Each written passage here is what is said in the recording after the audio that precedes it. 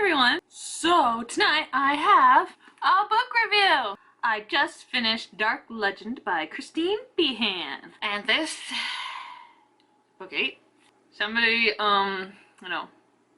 wrote 8 on there. I don't know why, but anyway, this is a very interesting but actually good book. I enjoyed it immensely. So the beginning of the story was, it was okay, it was a little, just a good entry, it's good. But then it slowly started to climb up higher in intensity as Gabriel, who is the younger twin to Lucien, and this whole entire time is like Gabriel has to kill Lucien because, you know, he's a vampire now and he's trying to kill, you know, or what, you know how vampires in these Carpathian books are.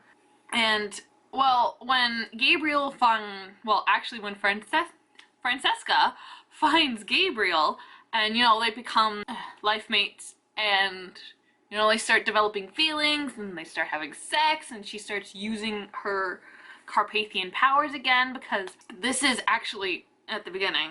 She has been by herself for over 2,000 years, maybe a little over 2,000 years. She's been cutting herself off from the normal intake of blood. She might have been infusing herself, like putting it in her vein. And she wasn't using her powers, and she wasn't using like a lot of her mental gifts, except for one technically, which is that she is a healer in the Carpathian world, but so she used her healing stuff in the human world.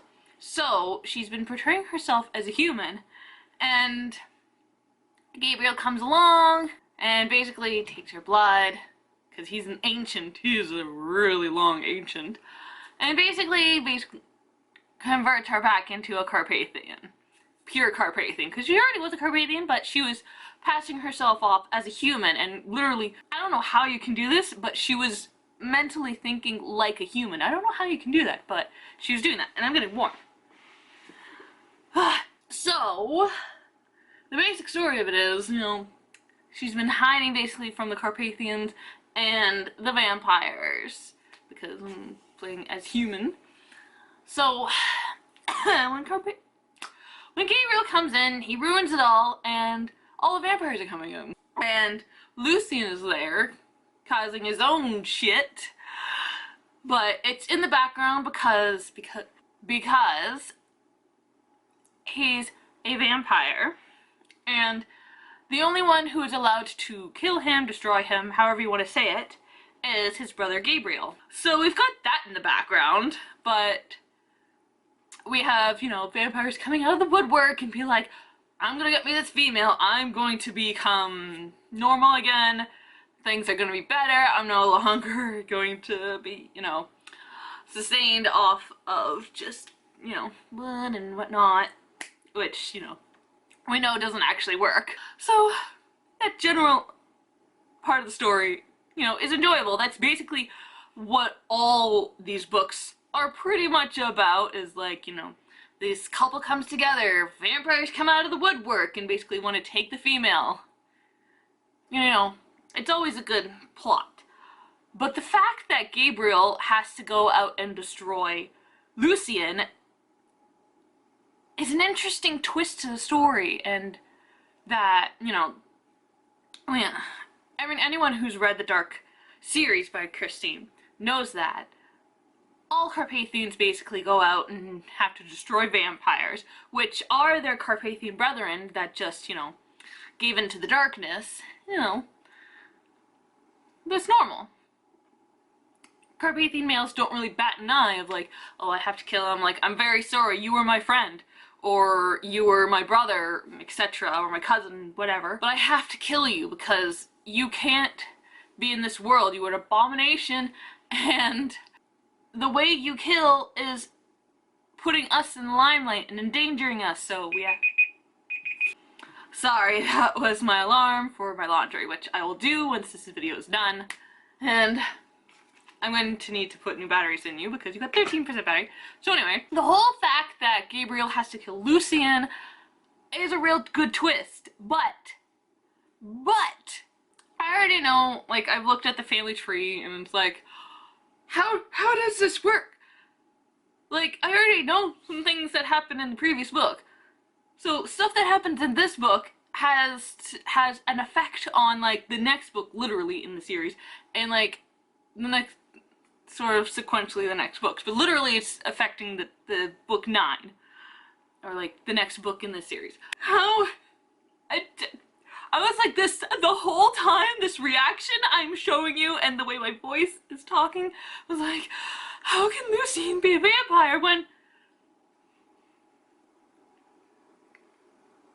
I don't understand? Like, he can't be a vampire. There's no way. But then the truth comes to light and everything is okay, and I was like, I do it. I do it. That's what it was. I do it. Oh my god, it was incredible. The whole time you're just like worried about the fact that Lucien is a vampire and Gabriel has to kill him, and it's like, oh my god, this is hurting my brain. This is hurting my insides.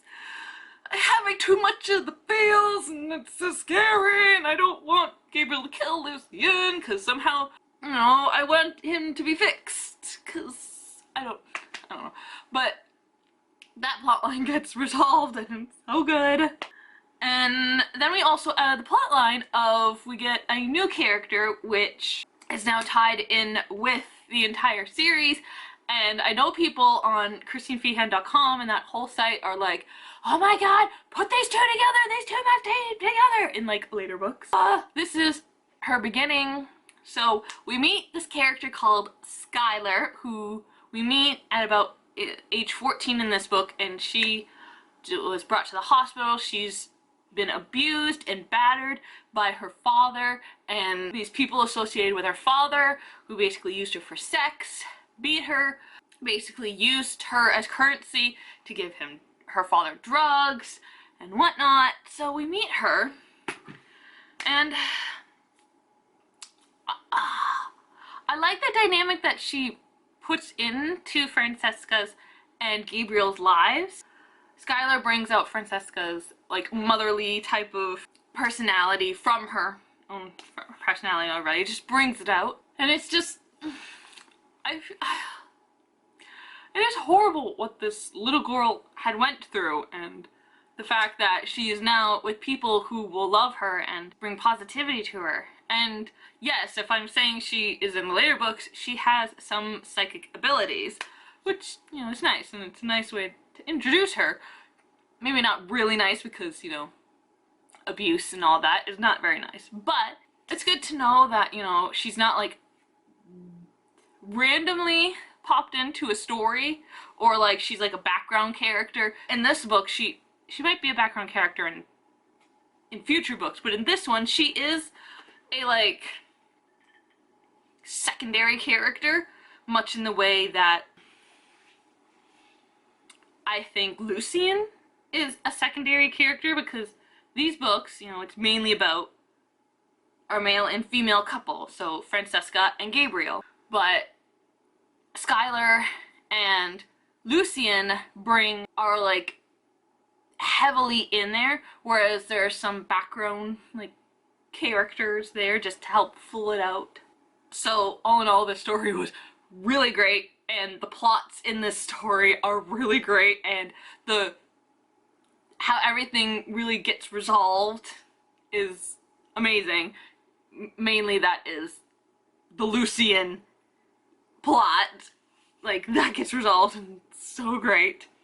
So with the characters, I like this plot that Kristin did with Francesca. With her, when we meet her, she's, like, human, or, like, she's been emulating being a human, and it's really, really cool. And I like that dynamic that we find out that apparently they can do this.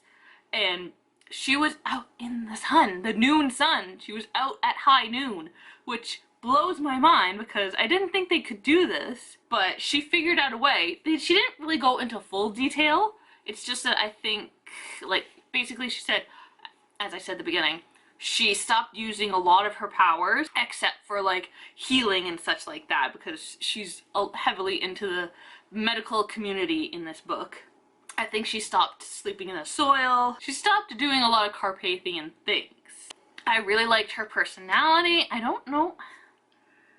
In the Slayer book, there are some personalities there that are like really like kind of haughty and like we are proud women, we are modern women, you should stop being such a simpering housewife and such like that. But that's in later books, and I don't know who characters are, but I'm pretty sure I will meet them in the coming books.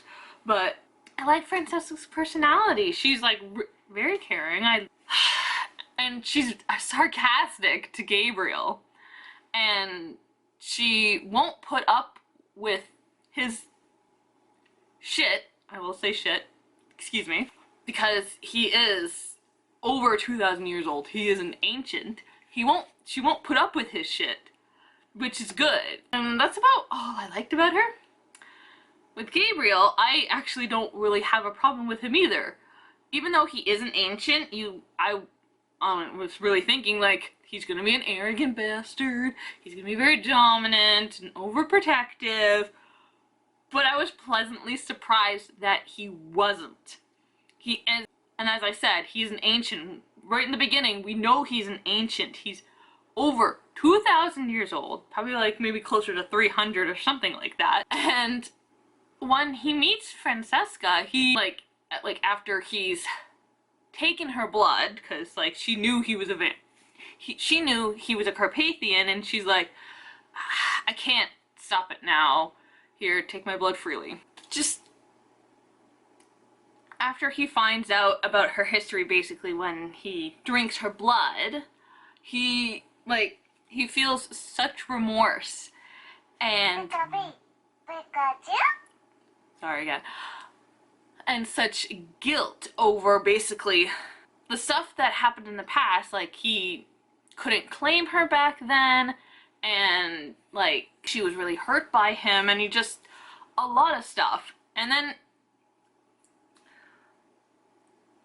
and like subsequently getting to know her through her blood and talking to her like that first night or day, like a full 24 hours thing, he comes to the understanding that yes, she is a modern woman. She is very independent. She's been doing like all this stuff by herself, and he's just immensely proud of her. And like all of that overprotective, overdominant, arrogant, all of that stuff never comes into play. Like, it was great, because you know, we know this from Grigori, that the older ones that are like 2,000 years old, that are, well, technically ancient, are very, you know, can be very overdominant and very cocky and thinking like, oh, you're a simple woman. Thinking like very much in kind of the Dark Ages, or like very much in the past where, whatever.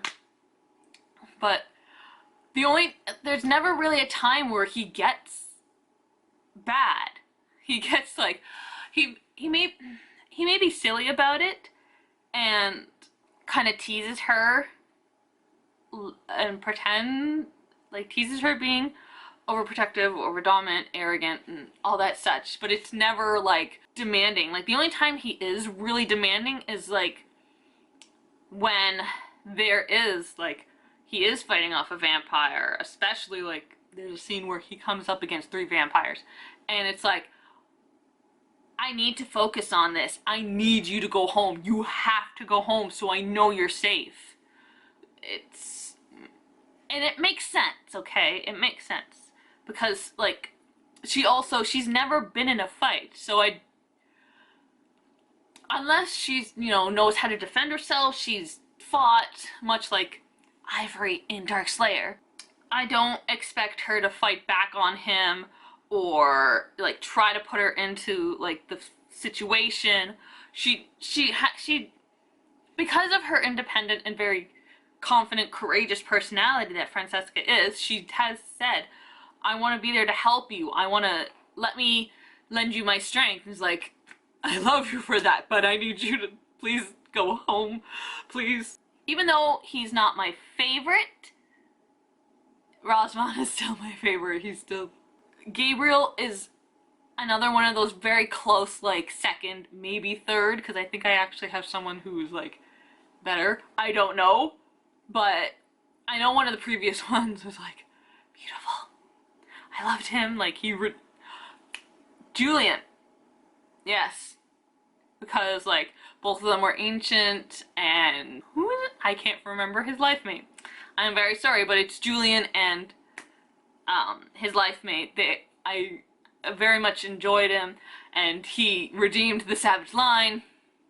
And then with Gabriel, oh my gosh, he also, like, basically has saved the Dratazana? I don't know.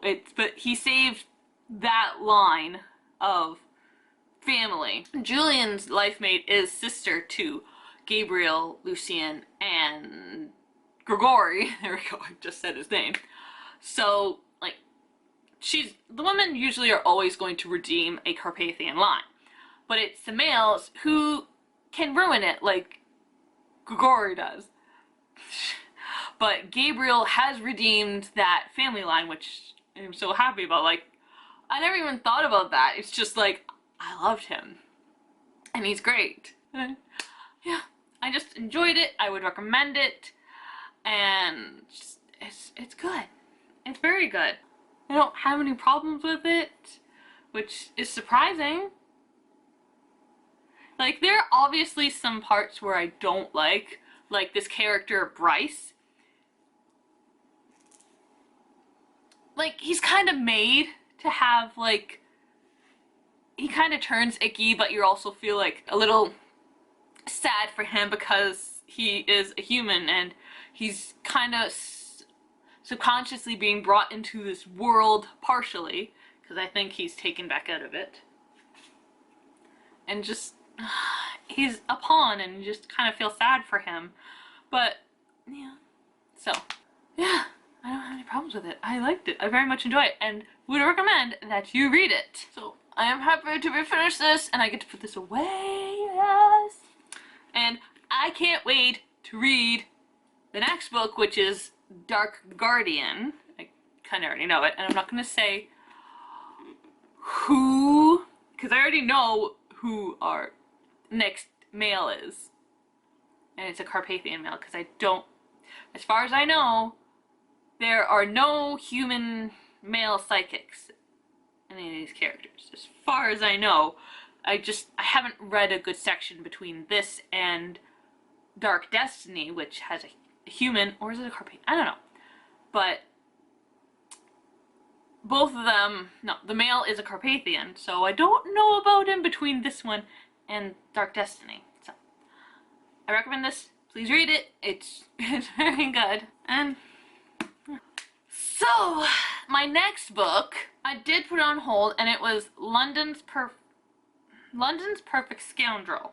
And I got an email back saying that there was a copy floating around library systems, but the person, it's a she, could only find it in ebook copy. And I don't want that. Because first of all, I don't have a e-reader. And second, this is a relatively tiny screen. Granted, yes, it is, you know, almost as big as a normal book, but this is a lot easier to read than is on here. And my Kobo isn't that much bigger. And it's not that much bigger. It's actually smaller than it. So I was like, I didn't email her back saying that, yes, I want that, or I want to know how to acquire it. I never want to read an ebook. I'm not into that. I will do audiobooks only if they are dual, and they are these books. They're gold. And I have all of them that are currently out.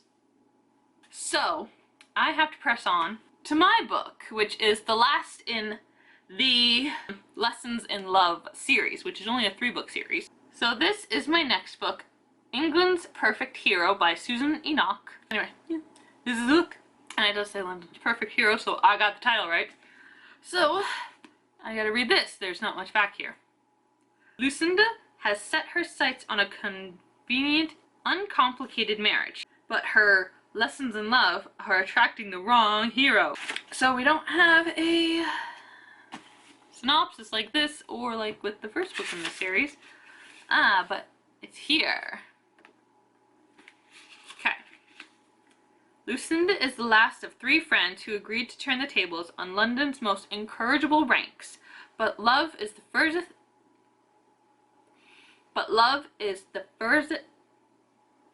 Why can't I pronounce this word? But love is the furthest thing from her mind. A hero in disguise. Wow, why could I not pronounce that stupid word? With her 2 best friends happily married, Lucinda Barrett realizes she can no longer put off her lessons in love. The rogue she hopes to educate must be someone who will keep her life steady and uneventful. I didn't even finish the sentence, but the words like right underneath the line that I'm reading is like, yes, I've been wanting this character to...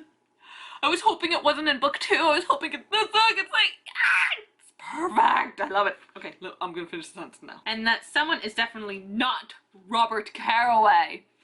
And Robert Carraway is the brother to the first book. I read him in the first book, and I've been wanting his story, and I don't know what was mentioned, if at all, had much mentioned in book 2, but I'm so happy that he's in this book. I'm not even finished. The handsome, brooding war hero is far too complicated, and he shuns London society and its trivialities. Still, it is a pleasant surprise when Robert offers to assist Lucinda in her mission to reform and wed a most suitable nobleman. Nobleman. There we go. That's how you pronounce it. Now, if only she can resist the sensuous allure of Robert's astoundingly blue eyes and his intense inner fire that leaves her breathless. Lucinda wants a husband, not a passionate, irresistible lover who could shake her world with one deep, lingering kiss. And her heart is telling her that this man could be the most dangerous, disastrous, and exhilarating love she will ever know. Oh, Robert! I've been wanting a book for you, Robert! I've been wanting to read it! So we get a prologue. Yeah, so literally, I'm going to the end of the book. And we have 25 chapters.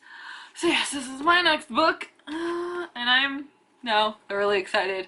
I didn't know who our male protagonist was in that book, but I was just hoping that Robert Carraway would have his own book and that he would find happiness, because it wasn't all that happy in book 1. So yeah, I hope you liked my book review on Dark Legend by Kristin Feehan, and if you've read it, please let me know in the comments below, and also if you liked this video, please hit the like button. And if you've read any other dark Carpathian novels, or just in general any Kristin Feehan books, let me know in the comments below. And just don't be nasty, because we do not need nastiness in the world, okay? But if you didn't enjoy the book, you can let me know, and maybe, you know, say like, I didn't like this book, but you might enjoy this book that I read. And if this is the first time you're watching my video, please hit that big red subscribe button down there by my picture for more book reviews, hauls, let's plays, unboxing, and bagging. Something's coming up over middle envelope or plastic bag wrap thingy. You have the heat flash there.